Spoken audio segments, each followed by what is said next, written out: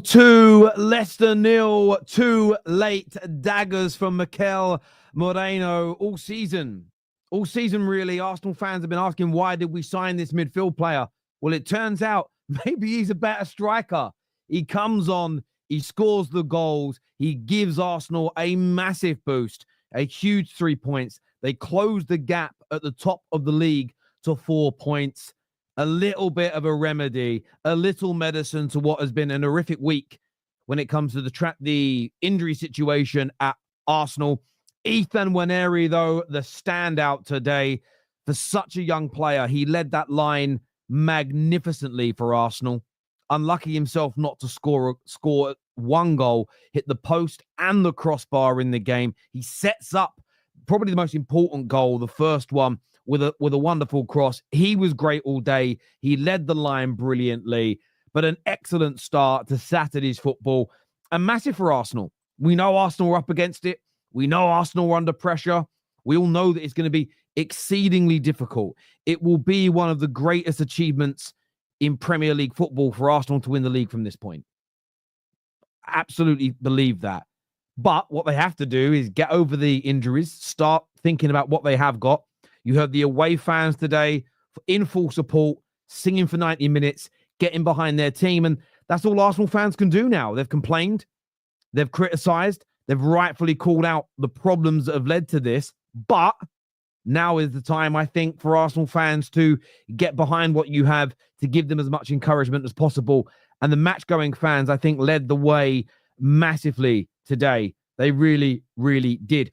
As ever, I want to get your views, your opinions on this. Please hit the like button. Make sure you are subscribing. Make sure you have hit the bell notification button as well so that you don't miss any of our shows when we go live. But wow, it was an interesting one for me today because they had to do it. They've put some pressure now on Liverpool that have a difficult game. They don't have a difficult game tomorrow. They've got a difficult game midweek against Villa. Then they're away to Manchester City. And that's all Arsenal can do right now is put that pressure on from the position that they're in, hope for a mistake, hope for a collapse, but be ready to pounce. And as much as people have been sympathetic with Arsenal's situation or highly critical this week, there was no reason, there was no excuse for them to drop points today to Leicester. On Leicester, look, I thought Leicester actually played quite well. I thought they were resolute, hard to break down, very compact. They made life very difficult for Arsenal for large parts of that game. And I felt a little sorry for them when they conceded. Of course, Ruud van Nistelrooy, a legend of my club, is there. But as they started to open up to try and score themselves, that's when the problems arose. And they essentially had 11 men behind the ball for 95% of the game. As soon as a little bit of space was afforded, as soon as Leicester themselves tried to win the football match, that helped Arsenal somewhat. So the next few games, like West Ham, will have more space for Arsenal. I don't know if they'll be as compact and as hard to break down as Leicester. Many tough times ahead. But yeah, fair play to Leicester. I thought they stuck in really well today. And one element that mustn't be forgotten about today's game, we'll talk about the goals in a moment, but the clearance from Lewis-Skelly. The clearance from Lewis-Skelly at the back post. I think that was about 75 minutes into the game. Absolutely immense defending. It looked all but a goal. When you saw Ayew cross that ball, I think every football fan, every Leicester fan, every Arsenal fan went goal. Goal. And Lewis-Skelly there did what so many left-backs, so many full-backs failed to do. He tracked his runner and he didn't give up. He had almost like an attacker's instinct and got ahead of his man and managed to get a foot on the ball. Because if that goes in, I think Arsenal lose. I think if that goal goes in, I think Arsenal lose the game. It was so pivotal and so important, and it can sometimes be forgotten about in the euphoria of the goals and the ecstasy of the win. But that moment from young Lewis-Skelly, and I did find that it was a very standout moment for today's game. Not just that particular bit, but I felt that Nwaneri and Lewis-Skelly were the best two players on the pitch for Arsenal by and large until Mikel Moreno came on and I'll talk about him in a few moments. So just shout out to those two young men that I thought were excellent today. The two young guns, as Gooners would refer to them, were just brilliant today. And they're going to need more of that in the coming weeks because, look, Martinelli's 4 weeks away from returning. Saka, it's anything up to 8 weeks still from this point. And you're not seeing Jesus or Kai Havertz again this campaign. So those young men have got to be used. They've also got to be protected as well. You don't want to run them into the ground, getting that rotation, maybe trying to score some earlier goals in matches so they can come off is going to be key as well. But I thought those 2 young men were brilliant today. Now, Moreno, I have to hold my hands up here and apologize because yesterday, was it yesterday or on the Top 6 show? I think it was on the Top 6 show. I genuinely laughed my head off when Igal said Mikel Moreno may be used as a striker. For some reason, I found that hilarious. I laughed. Why would you do that? What's the point of that? Turns out he's pretty good. Turns out why have you been trying to play him in midfield? And I'm obviously being a little bit flippant here and exaggerating slightly, but he took those chances brilliantly. He was brilliant. Merino was great. The header and the second goal, they were number 9 finishes. They were strikers' finishes. I don't know if Kai Havertz scores those chances, and that's not even a dig. Like, Kai Havertz scored some good goals, but they were excellent. Now, look, I'd say this. Don't get carried away. Enjoy the moment. Celebrate. I saw the heard the Arsenal fans singing his name. Enjoy it. Enjoy the moment, of course. But, mate, I don't know. There's an option there. I think it's got to be a better option than Trossard through the middle. Because I felt Trossard through the middle, Sterling on the left. I'm not going to lie to you. Forget Arsenal were playing. I love Raheem Sterling. I've always been an advocate of his. And I was so desperate for him to do well, but he's just physically and mentally gone. Next game, you've got to put Trossard back on the left. Moreno's got to start through the middle. I think there'll be more balance for the team. But it gave Arsenal a focal point towards the end. So, and look, it nearly got an hat-trick. Can you imagine if a midfielder playing striker comes on second half in the Premier, gets a hat-trick? That would be some sort of record. It really, really would. But yeah, look, I think for me, excellent substitute appearance, super sub from him, took his goals brilliantly. The creativity for both goals can't be understated either. The cross from Ethan Nwaneri, pinpoint. And he put 2 or 3 of those into the box in the first half. But it had Rice or Trossard attacking them. And maybe Merino, because he has what I've been told and reading in the comments is that he played as a striker coming up. Maybe we saw that with Scott McTominay for Man United. Just had those strikers' instincts, which other players don't have. So for me, that's got to be used more regularly now because he's shown he can score some goals. And look, there's been a lot of question marks over why Arsenal bought him. And I'm not saying that 2 goals make up for it. But if he goes into that striker role now and starts scoring, maybe you're stumbling upon something brilliant. Who knows? Who knows? But it's better to be positive than it is to be negative about these situations, in my opinion. But I just couldn't believe he did it. And it was mainly because I laughed at the idea and went, oh, no. I just thought it was like putting Declan Rice up front, and I was wrong. And I can always hold my hands up and say when I get something wrong because I'm just not precious about it. But absolutely brilliant from him. 2 massive daggers, 2 huge goals in the context of Arsenal's season. And look, I know there's a long way to go, and I know Arsenal fans still feel down, and I understand that entirely. But something positive to hold on to. Who knows what happens in the next 7 days? Liverpool play 3 times in the league. And I remember the season when you guys got into your first title race under Mikel. And Gary Neville said something which at the time I ignored because I never thought about it before. I went, oh, okay. And afterwards I went, yeah, Gary Neville was correct about. When you start playing 2 to 3 Premier League games in a week, the landscape of the table can change very quickly. Let's just say a shock happens tomorrow and Wolves get a draw. And then Aston Villa beat Liverpool. And then Arsenal win their next game at home against West Ham. Suddenly, there's a couple of points in it. Arsenal's confidence might rise. Liverpool may feel a little bit under pressure. That could cause more problems for them. Now, I'm not just... By the way, it could go the other way. Liverpool could win all those games. Arsenal could lose to West Ham. And it is done and it is all over. I absolutely am aware of that. but it's why the most important thing for Arsenal at the moment is get the wins on board, put that pressure upon Liverpool, and be ready for a collapse, because it may happen. The worst thing you can do, and I get this week, gooners everywhere were like, fuck this, it's over, I get it. But you can't allow your club to have that mentality. You don't want the players to have that mentality. Imagine you're not ready for a collapse. Imagine you're not ready to go. You know? And I think that's the right mentality to push towards your team. But look, in terms of the game today, I think Arsenal deserved the win. No doubt about it. Leicester were very resolute, defended very, very well. But in the end, Arsenal just had too much for them. Feedback for Arsenal in terms of what they could have done better. Not enough width in the first half. And I think bringing on Mikel MERINO, it enabled them to spread the play a little bit further. Yes, that was later in the game also when Leicester came and stepped out. But Arsenal need more width. I think it was very compact and very narrow, which made it hard to break Leicester down for large parts of the game. That is something they've certainly got to work on. The rest of the match, I thought Arsenal got right. The tempo of the game, when it got to about the 80th minute, I thought, maybe Arsenal should have upped the tempo a little bit earlier. But if you watch the game state, once Arsenal opened up and increased the tempo, that was when they started conceding more opportunities. So they probably got that right in the end. It may have just been the personnel was wrong. So maybe if you started the game off the way you did with MERINO centrally and more width with Trossard and Ethan, maybe getting a little bit more chalk on their boots, hugging that touchline a little bit more to spread that back line to create holes in the middle.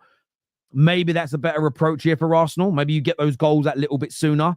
But overall, a good day in the office for Arsenal. 2 goals, a clean sheet. You close the gap at the top to 4 points.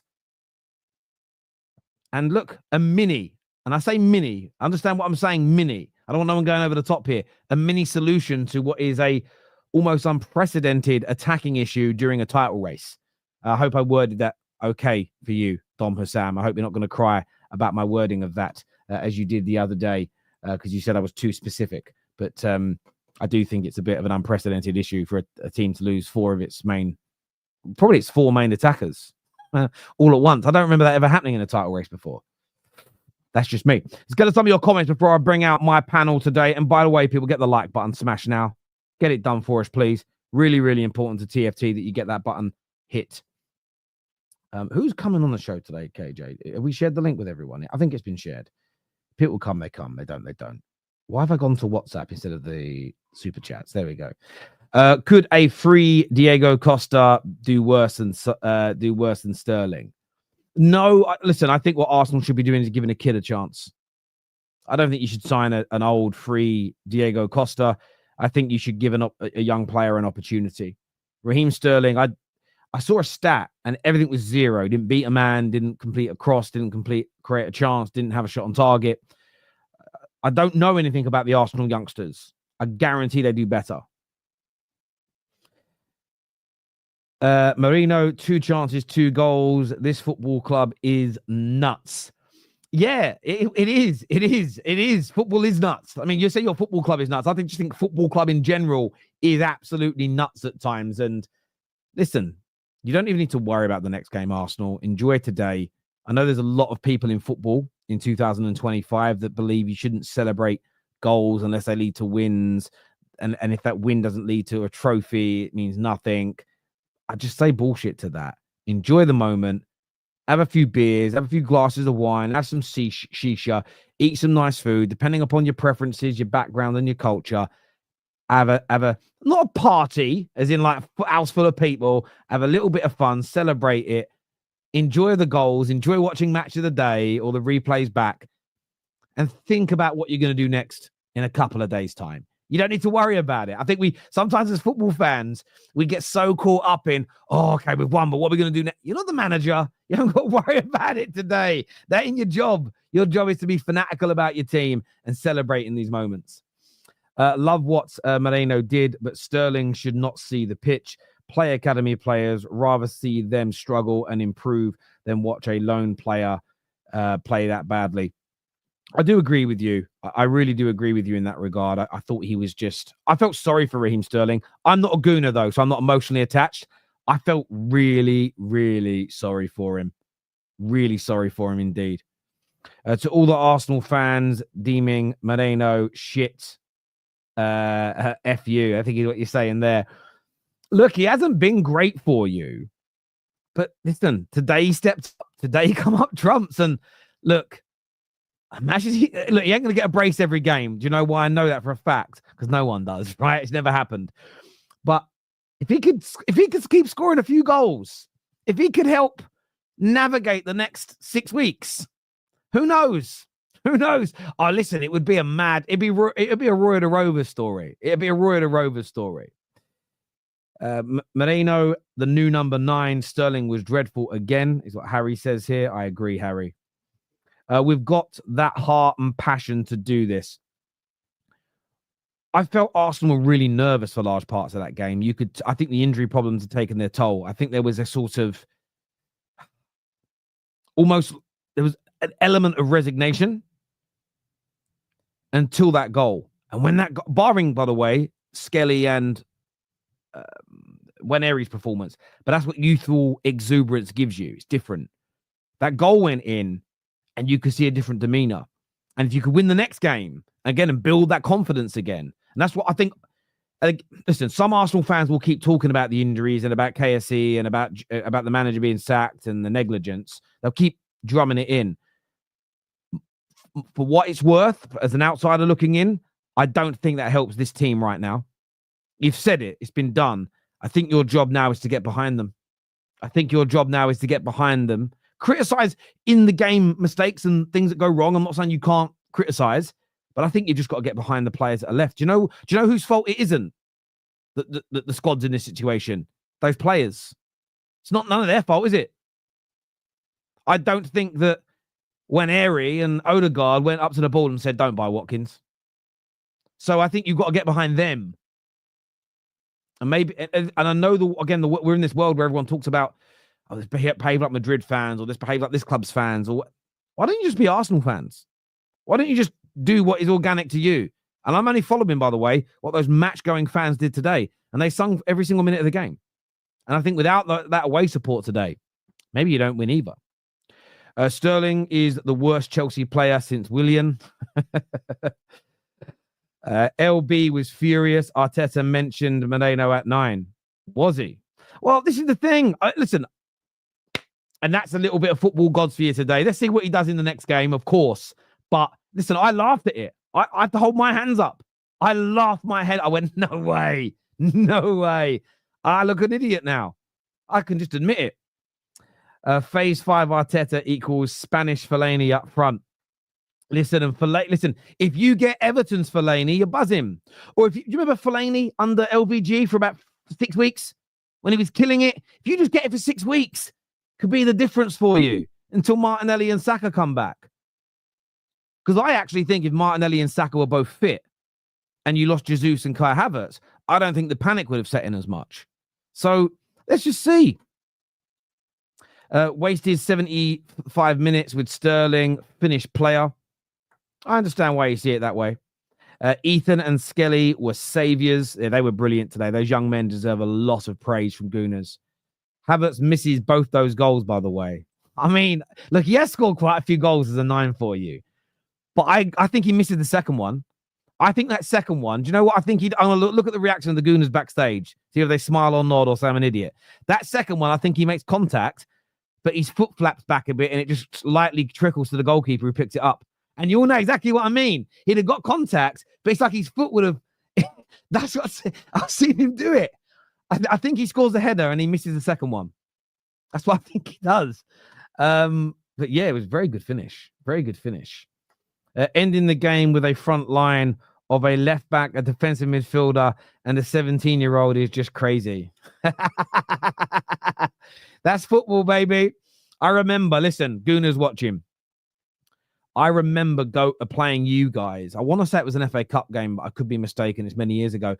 We had to put 2 young Brazilian twin fullbacks in central midfield because we didn't have nothing and we won. And they scored a goal and they did this weird celebration because they both used to these big sort of like curly afros and they both run back down the pitch doing this to their hair. I remember that game. I say I remember the game. I was very drunk because I'm very English when I go to football matches. I have a fry up in the morning. Then I get on the pie and the beer, get very drunk, and then fall asleep on the way home in a taxi on the train in a coach. And I just remember bits about that game. But it's been done. It's been done. And what I will say is this. Look, I still think Liverpool win the league for what it's worth. But if Arsenal circumnavigate this situation, Arteta does deserve credit in terms of managing the situation. You can compartmentalize things. Because, and today was an example. I saw Leicester, by the way, lose to Man City a few months back. But they should have scored 4 or 5 goals, and they missed the chances. Today, they did have openings, Leicester, but they didn't miss. Arsenal stopped the shots from happening. That's an Arsenal thing, not a Leicester thing. So, look, well done for staying competitive today. Terry, do a City-Liverpool watch-along, please. You got to watch this space and what's coming for that for the Football Terrace. Announcements coming very, very soon, which I'm excited about indeed. Let's bring out my panel now. Who we got backstage? We've got Nathan, we got Matt, we got Sard, we got Dio coming out to have their say. Let's get the likes up, please, people. 6,300 people watching. Not even 1,000 likes yet. That is a madness. Okay? Get the like button smashed for me right now. Welcome, gentlemen. Welcome, welcome. Congrats on the win today. Dio, talk to me. Merino from nowhere with a brace, looking like Prime R9. I'm saying that to wind up rivals. But he delivers when nobody expected him to. Talk to me. Honestly, like, this is what I've said all season. Mikel Arteta, you have no excuses. You have no excuses for me this season. I don't care. You laid your bed, you will lie in it. You've chosen these players. You did not buy players, so it's on you. Find a way to win.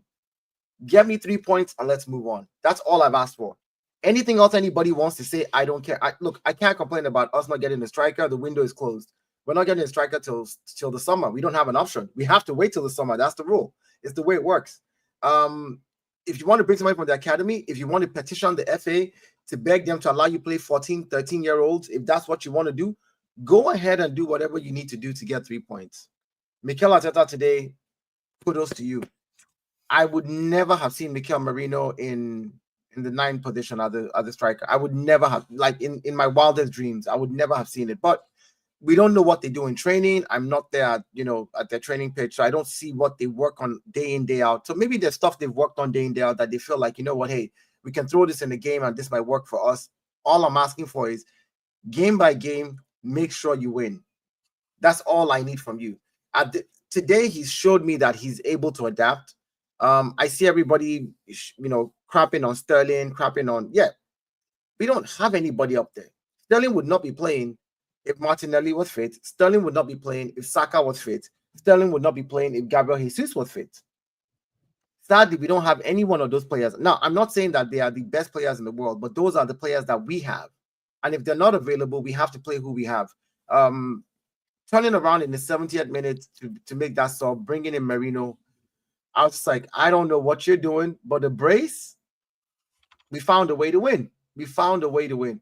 I was celebrating 1-0 to the Arsenal, my 5-year-old here. That's all we're singing. Till the second goal went in, and I was like, it's 2-0, Mikel Merino.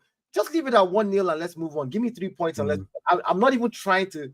I wasn't even hoping for it. Honestly, I was like, you got lucky. You scored the first one as a striker. You're not a striker. Let's just take this 1-0, defend, and let's move on to the next game. But he's found a way to win. He's found a way to manage the crisis that he's created by himself and the club has created for themselves. So yeah, if they've created the crisis and they're managing it, that's all I'm asking for. Manage it properly. Make sure you win every game, so that at the end of the season, I don't have a reason to say, but I told you we needed a striker. Today, I looked at the stats, and Arsenal is the second highest scoring team in the league. And we complain about the striker, but we're the second highest scoring team in the entire league.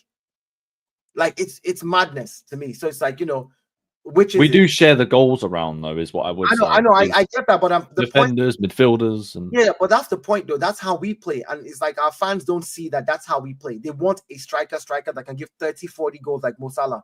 Not every team is going to have a Mo Salah. Not every team is going to have an Erling Haaland. So we found a way to play our own style of football where we share the goals around. It is what it is. And that's the scary part about the part that people should worry about with Arsenal. You don't know who is going to score. On the set piece, you're worried about Gabriel. You're worried about Timber. on the open play goal, you're worried about Ethan Nwaneri. You're worried about Mikel Merino today. Like, I bet you Leicester players are like, Mikel Merino, we don't need to mark him. He's a defensive midfielder. What are we doing here? Like, I bet you on the pitch. I played yesterday. The team we normally play yesterday, they played a girl. They played co-ed, and they brought a girl in to play striker, and I was playing fullback. I was like, you know what? I don't need to mark her until she turned me around and scored a goal. I was pissed because I was like, this one, I'm telling you, she turned me. I was like, you know what? I'm just gonna stick a foot in. I was like, yeah, I'll just stick a foot in. She turned me. By the time I realized it, my keeper was gone. Boom, it was a goal. I was livid. With myself. And I'm sure that's how it was today for them. They're like, Mikel Merino, forget it. You know, what's he going to do?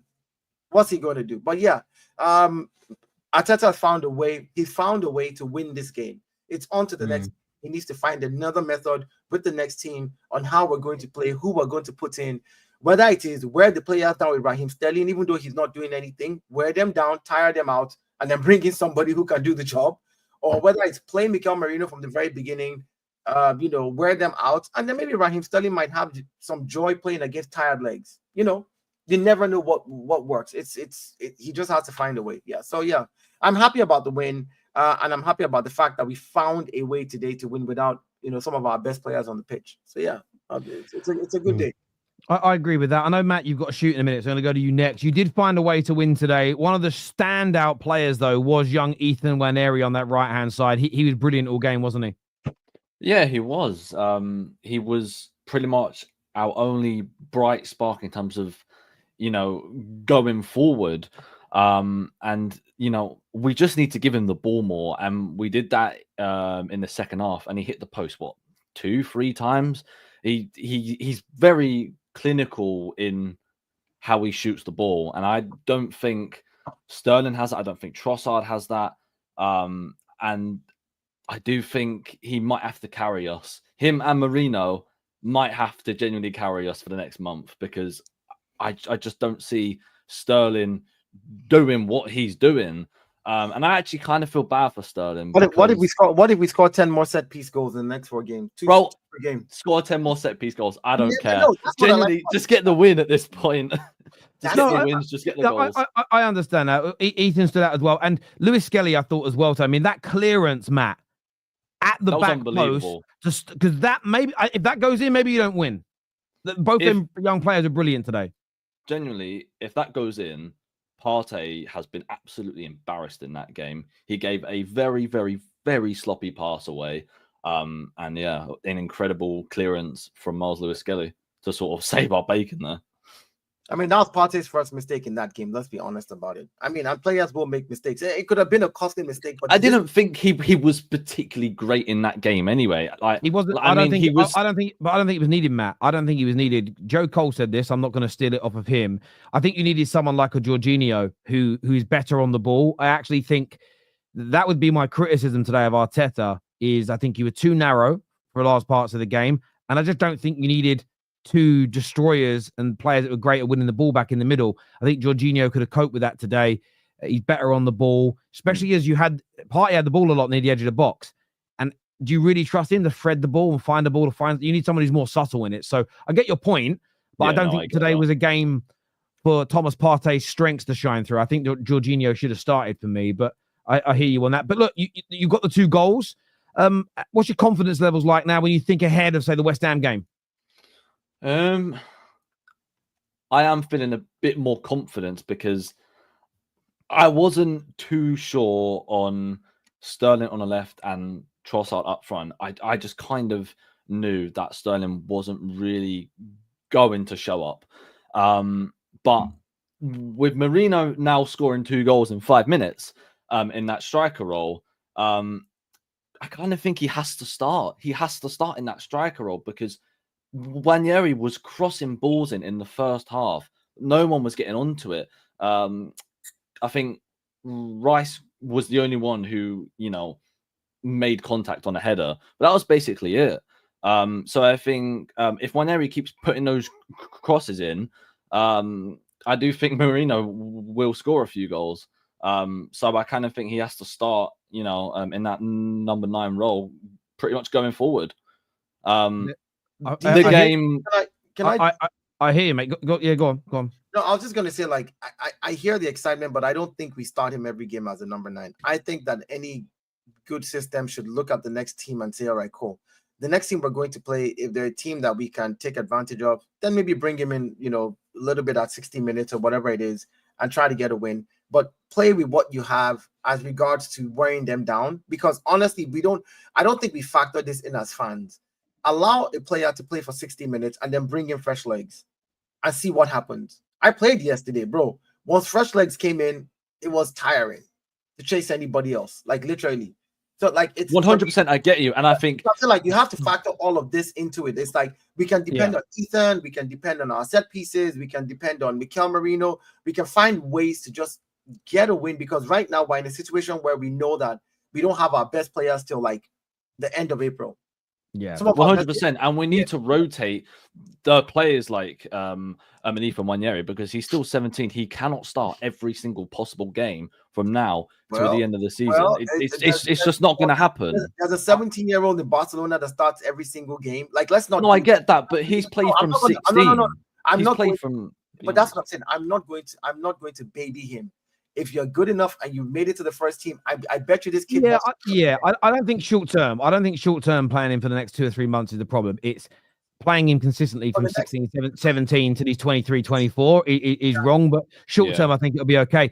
Saad, from your point of view, I know you've been very, very frustrated, but that must have been a nice remedy, a nice ointment for the frustration you felt recently. Listen, man. Both Mikel's cooked today, man. That's all I can say, bro. Both Mikel's cooked. Mikel Arteta and Mikel Merino, mate. You know what I mean? I was laughing. I was like you. I was laughing, man. Laughing my ass off.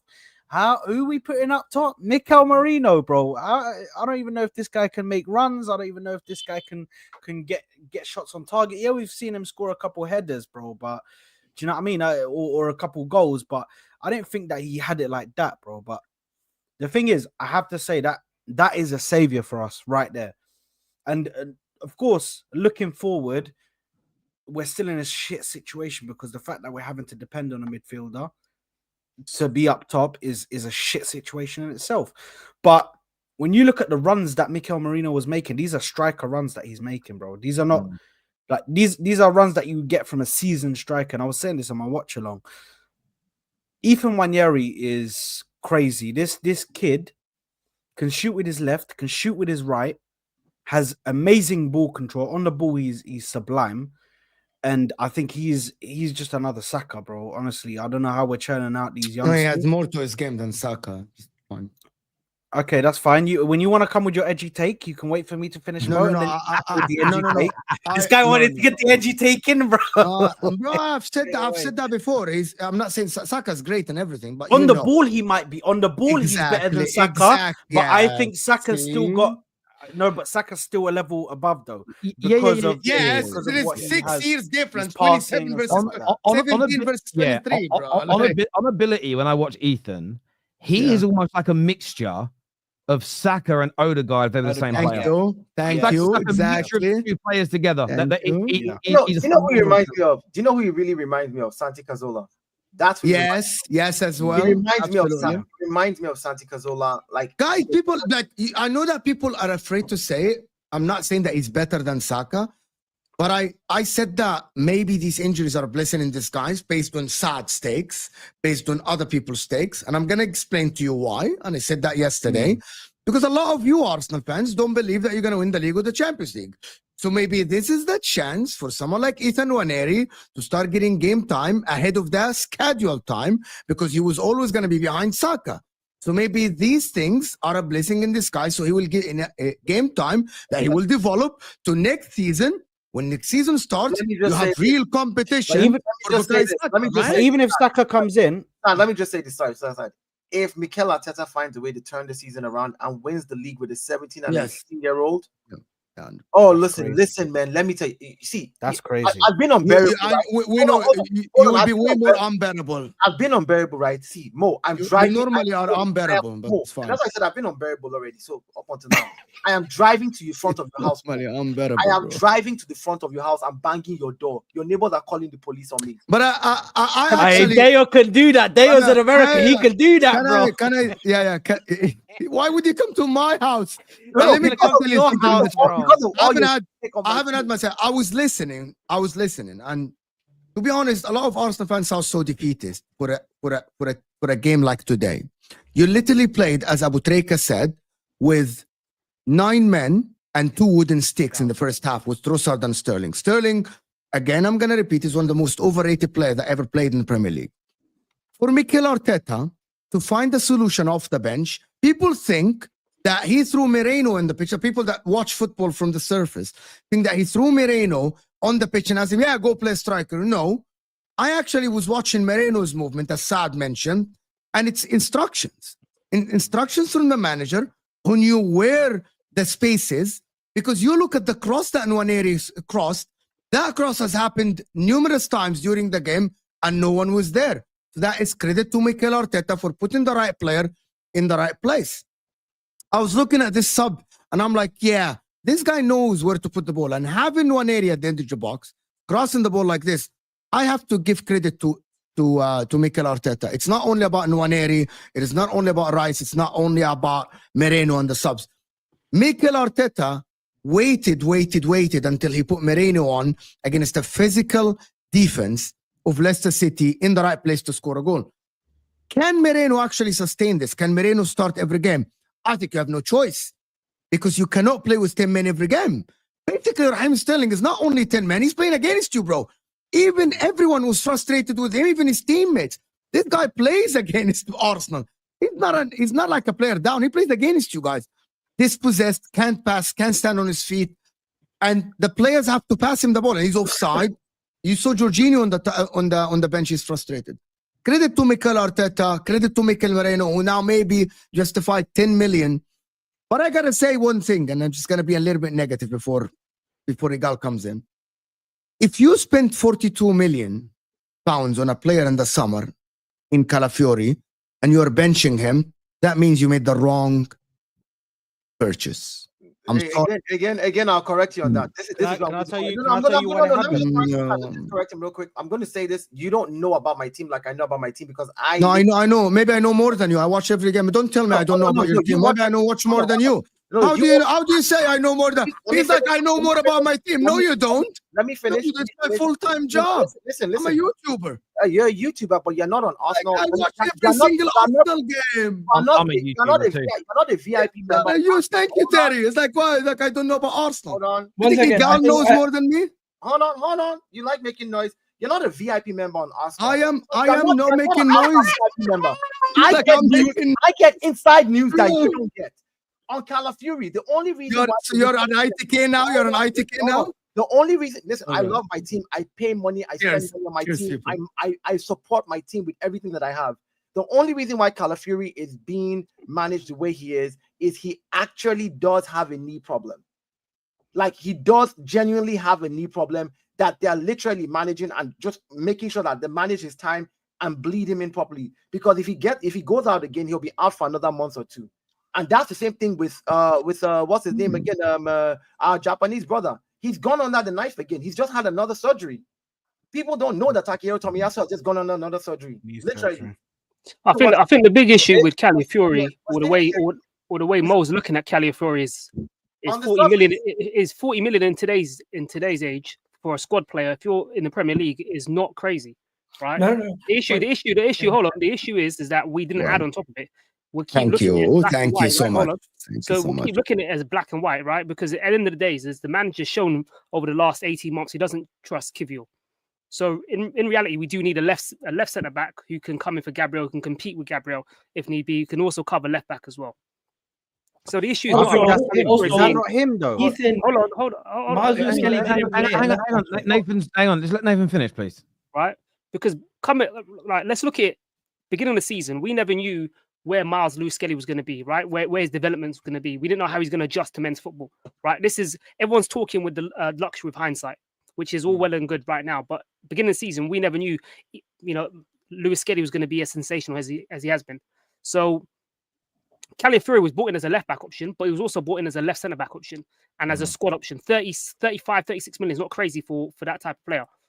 However, the issue is that Arsenal didn't do what they should have done in the transfer window. So then what it does is it creates this narrative where, it's bust because he hasn't moved the needle up. But for me, when you spend 30 million on him or you spend 30 million on Moreno, those aren't the type of signings or the money indicative of someone that's supposed to bring up the level to take you up a notch. It's more of someone that comes and adds to your squad. So I think we need to have balanced conversations as opposed to kind of looking at it so black and white and so rigid. And here's the thing again, in today's market, you talk about 40 million, like 40 million is something. Dude, let's be realistic about it. Today's market is literally overpriced, and we all know this, right? So you're going, and again, Calafiori is 23 years old.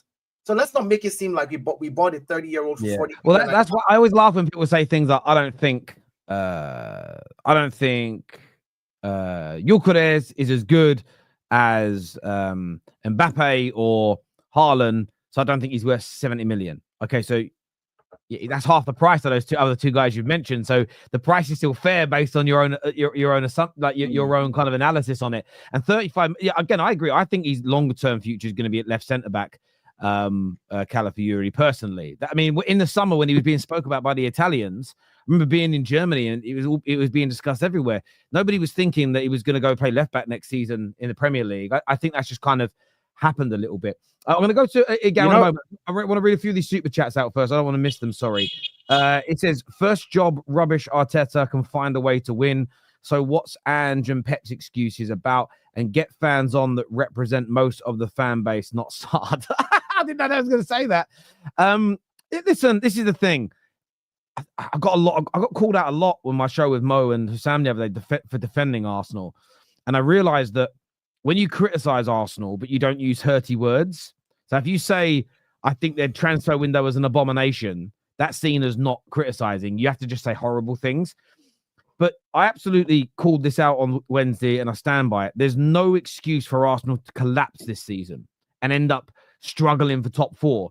They are still one of the best teams in the league. They've still got the best defense. They've still got a brilliant midfield. They should still control the majority of games. There's no excuse to start losing. So, but I've given that same energy to the likes of Pep. Pep being run through the way he has. I don't think losing Rodri is a good enough excuse. Find a solution. And also, why am I getting dunked on? Right. Bad opinions, probably. Because you're always looking for the negativity. Even when we find a way, which is what football is about. You find a way. I don't look for the negativity. I just say what I've seen. I'll be honest with you. It wasn't so much. You were actually one of the most positive. The first three people that spoke are normally the most positive. They started with, it was really good. But why is Sterling playing? Again, I'm not an Arsenal fan, right? So I can't speak for you. But I sit there and I'm like, I wouldn't be focusing on Sterling starting if my team had just won 2-0 like that. That would not be my focus. But this is why I love the Football Terrace, because everyone's got a different view and different energy. Let me get through some more of these super chats, though, guys, and we'll come back to you lot. Sterling is frustrating to watch, but he's better than what we've got for the next 6 to 7 weeks. We need to recall a loan when we didn't buy in January. Yeah, well, I don't think you can recall the loans now. I think you're past that point. But Robert, I'm going to be honest with you. An academy player is either going to do as bad or better. I don't think you can play worse than Sterling did. So I do disagree with that take. I think Sterling should be taken out the firing line and another youngster given a chance. AMT says, you're right. Second most goals scored. Imagine if we had a prolific striker. Then what is what AMT says here. And that's fair enough, AMT. Like, if we had a prolific striker, maybe we would have scored more goals. But the games that we have lost this season are games that it wasn't based on the fact that we didn't score. It was based on other factors. So if those factors happened, prolific striker or not, we probably would have still drawn those games and lost those games. But talking games that we had to play 10 men, regardless of what you say, a prolific striker would have had to either be taken out or fall back to help defend because we're playing 10 men versus 11. And in that might not score. Based on Dio, every team, guys, based on Dio's logic, every time you play with 10 men, you're supposed to lose no matter who you have. No, I didn't say lose. That's what Dio just said. That's not what I said. What I simply said is if you play with 10 men, you're going to have to change how you play, regardless of what you say. So prolific striker or not, once you change your style of play, your prolific striker will change the way he attacks the box as well. That's standard. I hear that. And just to add on that, for me, it highlights the job that Mikel Arteta has done, because I think from an attacking perspective, we're one of the worst attacking man for man individually, and one of the reasons why I wasn't confident walking into the season in terms of actually winning the league was I didn't think Trossard, Martinelli, Sterling was good enough to go out and win the league, right? So even with Havertz as well included. So for us to be second in terms of goals scored with the front line that we have, I think Villa had a better front line than us, or have a better front line than us, but not Spurs. Chelsea have got better man for man than us. City man for man's better. So there's about 6 or 7 teams whose front line is significantly better than Arsenal's. And for us to be second shows that if we had better quality, if you had a better starting left winger and a better starting forward, the levels this team could probably kick on with. I hear that. Robert here says, T, that's just about me at football. That's just alcoholism. It's not alcoholism. People have got to stop using that word for people that like a drink. Alcoholism is losing control over your drinking, excessive drinking, and having like an excessive desire to drink and being dependent on it. Going out on a Saturday and having a few beers with your mates and having a good time is not alcoholism, my friend. It's not in any way, shape, or form. So let's be very mindful. Robert, Let me jump in. Hold on. Robert, there's a difference between alcoholism and drunkard. Drunkards go out to have fun, get drunk, go home. Alcoholism, just like in England, though, even drunkard, like going out and having a good time with your friends is just is pretty normal. Like if you got a mate, like you and your mates get drunk on a Saturday, no one in England calls you a drunk. You're not a drunk for doing that. It's once, like, you're a drunk if it's like 5-6 times a week waiting outside Wetherspoons at 10 a.m. for it to open. That's a problem, maybe. But yeah, having a few drinks at football, like, I'm not gonna make it look bad. I'm gonna go to Agal then Brandon. Agal, what did you make of today's game and performance, mate? Respect on Mikel Moreno and Mikel Arteta's masterclass right there, because a lot of people were clowning Arsenal for even entertaining the fact that Mikel Moreno could be coming in as an auxiliary striker. Terry, I was on the top 6, we were talking about it, and you were almost, you and a lot of the people in the panelists were almost like, this is a joke, right? It's not serious. But just to address you that right at the start of the show, I held my hands up and said I laughed at it, and I shouldn't. It did very well. So yeah. So he came on, and I think a lot of people had that mentality, laughing at it, clowning it. But Arteta identified something that Mikel Moreno might actually be good at. He's actually statistically the best finisher this season per 90 minutes, not only for Arsenal, not only for every midfielder in the league, but for a majority of players in the league right now. And he scored, and him scoring that brace, he's earned his starting spot in the next game. Talking about Raheem Sterling quickly, I feel like we got scammed and we didn't even pay a penny for Raheem Sterling. He's no longer of the level to be playing. So fair play, take him out of the firing line. He should not be starting going forward. The midfield, only Declan Rice out of the midfield stood up today. I looked at Partey and Odegaard at times. They did not look like they're up to their best. I need more from the captain. I need more goal scoring or more shots or more creativity in the final third, where you look like you're going to be getting at the end of some of these chances, because today it was a carry job and Ethan looked like Bukayo Saka out there. The way that he was carrying Arsenal, carrying us forward, he was the guy who was getting the most dangerous, the most threat, the most flair on the pitch came from him. And Leandro Trossard and some of the other players and the attackers in this team have to look at themselves and say, how is a 17-year-old carrying the team when I'm more experienced and I should be doing better than what I'm doing? Then you look at our defense. Guys, as bad as our attack is, our defense, our goalkeeper will keep us in games. We just need to be able to score and finish our dinner when we get our chances. And Mikel Moreno coming on today, he earned the chance to start in the next game. And Mikel Arteta gets clowned by a lot of people, gets made jokes about, gets compared to Pep, gets compared to all these players. Today he pulled a David Moyes. He came out. We got the result with the midfielder playing up top. We got the goals, and I think he doesn't get enough credit for what we've been doing this season. Still 4 points off top with Odegaard injured, Saka injured. We've had all our players pretty much injured except for Trossard and Raya this season, and we're still touching distance in the league, third in the Champions League. Don't forget, Man City fell off in the Champions League with those injuries also. And as for goals scored, we don't have a clinical striker. We don't have a player in the top 10 in the league, but we're still up here. That just goes to show you what we've been able to do with the limited attack that we have to our disposal. Sorry, Mo, quick question, Mo, for you. Quick question. Do you know who the Arsenal player was? Here we go. What do you, No, what do you want? do you know who the Arsenal What- player for January is? Do you know who the player for January? Why would I care, bro? Why is that? Why is that important? Do I watch all the games of Arsenal? Yes. Do I analyze the games? Yes. Am I on more shows than you? He's got you there. He's got you. He's winding you up. No. But by the way, can I mention something? Mo, Yeah. you know why you're right and wrong, because we needed to get a left back to replace Zinchenko, but because of Miles Lewis-Skelly, that's why you look right now. But if it wasn't going into the season, Miles Lewis-Skelly at left back was not the original plan. The original plan. Am I supposed to know that, or your manager, Igal? Isn't No, the no, manager but- that No, is but coaching? I'm saying it's hindsight. It's hindsight. You're correct based on hindsight. It's hindsight. Okay, I don't want to go into argument, guys. It's hindsight for us, but for the people that work at the club day to day, they should have known. But he's also a midfielder, though, Mo. Then Also, maybe they're right about Mikel Moreno and striker. Guys, look, on this, we could argue about this all day. You're only going to. I think it's far too early to say whether Calafiori has been a bust of a signing or a brilliant signing. And what I mean by that is give it a couple more seasons, see where he ends up, see how good he ends up becoming. Because let's just say there's an injury to Gabriel next year and he plays half the season or most of the season and looks brilliant. We're going to go to, it was a great signing again. I just feel like he's a young player who hasn't got a set position yet, which is quite normal. I wouldn't say he's been a shocking signing. I'd say the injuries that he's had are more of a concern than his ability on the ball and where he can actually play. Exactly. That would be what Can I correct you, Terry? I'm sorry. You said, hold on. Dayo, he said something. I didn't say stop. Dayo, stop. Correct about what? Okay, I never said that Calafiori is a bad signing. I actually think Calafiori is a top player that I wanted him at Inter. The fact that what I said is that should Arsenal have spent that money on a striker before they sign a left back? The signing of Calafiori is very good. I think Like, okay. get my point. Well, I think most of us this week we discussed it on the terrace, and we've all said, well, I can't speak for the panelists that weren't on, but I said yes, they should. So yeah, we've had that debate, absolutely. But he's there now, and I think he's a good player, and he could end up being very good for Arsenal over the years to come. Brandon, an important game today.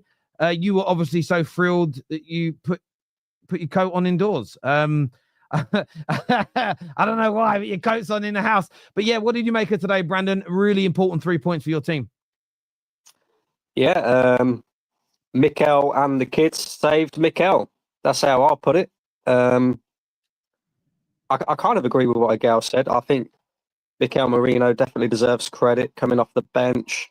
He had 3 opportunities, scored 2 of them. That's a better ratio than Havertz, believe it or not. 3 opportunities and 2 goals. Maybe we should play him from now on up front. No, I'm joking. Yeah. City scored.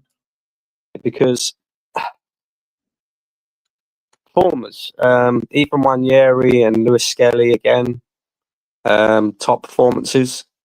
And then obviously Mikel Merino off the bench. Aside from that, the rest of them in midfield and attacking positions that started the game today were an absolute disgrace. Simple as. For the abilities that they have, you know, your likes of Trossard, your likes of Odegaard, Thomas Partey, etc. It looked like them lot in particular were still in Dubai, to be honest with you. I thought they was really poor, Terry, to be honest with you. And we're extremely fortunate in the sense that it was only Leicester. Let's be real about it now. You know, Leicester have won 3 games all season under Ruud van Nistelrooy. So this ain't anything to get too excited about. Happy we won, of course. You know, we keep it to a 4-point gap. We keep applying the pressure. You know, our season remains intact for at least another week. But when you look to the performance overall today from the entire team, not just the individuals that stepped up, but the entire team, it is a little bit worrying, you know, when you think that we've got games against Chelsea to come up, games against, you know, the tougher opposition, let's just put it that way. And I don't suspect that we're going to go on and win the league anyway, so it makes no difference to me. But, you know, it's nice to see that, you know, Mikel Arteta spoke about this week using internal solutions, and, you know, he's come up with an internal solution. Nobody else was really offering anything in attack apart from Ethan. You know, unlucky not to score when he hit the post and hit the top of the crossbar. And he brings on Mikel Merino. which at the time, I've got to be honest, I thought, well, why are you bringing him on? You know, we've got a young lad on the bench who, okay, he hasn't played for Arsenal before in the first team. He's an academy player, you know, but he's actually a striker. Why don't you just bring him on? But, you know, in the end, he made the right decision, he made the right decision. He brought on Mikel Merino and he won us the game. So, you know, we carry on for another week or so and let's see what happens in the next one. That's all we can do. No, mate, certainly. That is. I think you're right. That is all you can do from now. Is put a bit of pressure on to Liverpool and hope that they concede. Rooney here says 1-0 City. Edison direct to Mamouche looking scary. Do you know what's really funny? There was a little nudge. There's a little nudge that Mamouche puts on what's his fucking name, Trippier. And I'm looking at it and I laugh when I saw it because I just went, the other day the whole world was trying to tell me that's giving us a foul. They're rarely giving us fouls, those little nudges when a player's underneath you. But there we go. Very good finish from Mamouche, but we'll cover that on the City match reaction later. But look, I'll end the show by saying this. I think there's a long way to go for Arsenal, but I thought that the young guns stood up massively today. Brilliant cameo up front from Merino. And look, Liverpool are going to play twice now before you play that West Ham game next Saturday. So, look, I'm excited to see what happens with this title race now because Liverpool should be winning the league from this point, but that almost makes the jeopardy a little bit more fun. But I'm not an Arsenal fan, so I'm not emotionally involved, so it's great. Gents, I want to thank you all for coming on. I want to thank all of our super chatters and everyone who's tuned in. This is going to redirect you to Hassam's watch-along for City versus Newcastle. So go and give him a little bit of stick over there. We're live after City versus Newcastle back on the terrace. So we'll see you all in about an hour or so's time. Until next time, people, take care. Goodbye. God bless. And we'll see you all again soon.